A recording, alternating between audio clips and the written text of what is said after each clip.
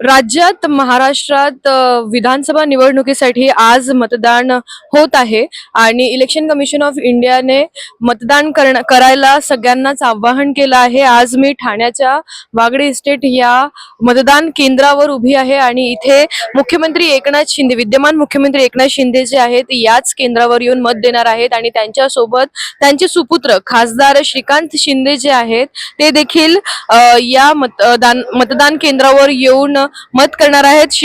एकनाथ शिंदे आणि श्रीकांत शिंदे सोबत त्यांचं सहकुटुंब देखील याच मतदान केंद्रावर येऊन मतदान करणार आहेत। ही जी निवडणूक आहे ती सगळ्यांनाच महत्त्वाची ठरलेली आहे, कारण शिवसेना आणि राष्ट्रवादी काँग्रेस मध्ये फूट पडल्यानंतर ही निवडणूक पहिल्यांदाच आपल्या राज्यात होत आहे आणि आता याकडे सर्वांचं लक्ष लागलेलं आहे की मुख्यमंत्री कोण होईल, सत्ता कोणाची येईल, सरकार कोणाची येईल आणि मुख्यमंत्री कोण होईल याकडे सर्वांचं लक्ष लागलेलं आहे। आणि हे याचा निकाल जे आहे ते 23 नोव्हेंबरलाच आपल्याला समजेल। येणाऱ्या मुख्यमंत्र्यांकडून काय अपेक्षा आहे? काय अपेक्षा म्हणजे खूप त्याने आतापर्यंत खूप चांगलं केलंय, अशीच अपेक्षा की पुढे पण असंच त्याने ध्यान द्यावं आणि चांगलं करावं सर्वांचं। काय नको, आम्हाला सुखी ठेवलं बास झालं, आम्हाला सईदवा दिले तर बास आहे, बास आहे। ना अपेक्षा आता एवढीच, जे आज आमचे क्लस्टर बिस्टरची सगळी कामं आता जोरात चालू आहेत, सगळ्यांना न्याय मिळतोय आणि हीच पुढचे आमची अपेक्षा आहे, पुढे असं चांगलं राज्य चालावं। अपेक्षा आपल्या काय आहे? आपल्या अपेक्षा काही नाहीये, चाललंय ते ठीक चाललेलं आहे, मस्त आहे। जे आमचे काही एक्सपेक्टेशन्स असतील तेच फक्त पूर्ण झाले पाहिजे। तर जे गरीब लोक आहेत त्यांचं काय असेल एक्सपेक्टेशन, आता माझं तर काही नाही आहे। अपेक्षा भरपूर आहे, आम्हाला घर पाहिजे स्वतंत्र, अजून काय एवढं असं बस झालं आम्हाला।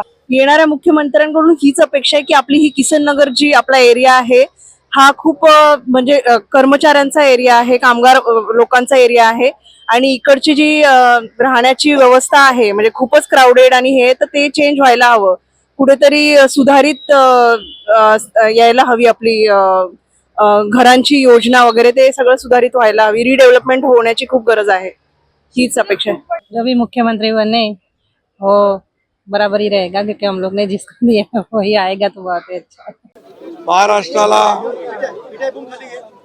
उज्ज्वल भवितव्याकडे आणि महाराष्ट्राला शक्तिशाली आणि देशाला आर्थिक महासत्तेकडे घेऊन जाणारा हा उत्सव आहे आणि म्हणून या उत्सवामध्ये सर्व मतदारांनी सहभागी व्हायला पाहिजे आणि जास्तीत जास्त लोकांनी मतदान केलं पाहिजे।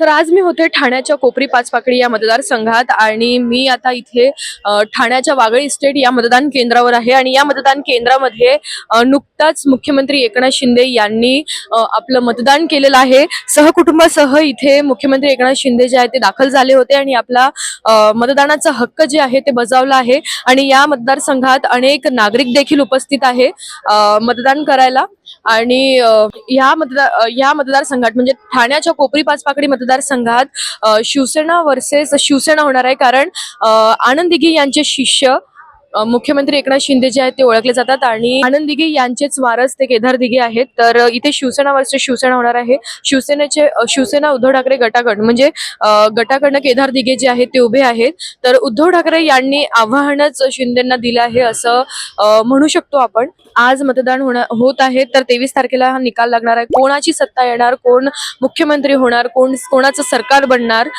याकडे सर्वांचं लक्ष लागलेलं आहे। तर आपल्याला या मतदानाचे निकाल 23 नोव्हेंबरलाच कळेल।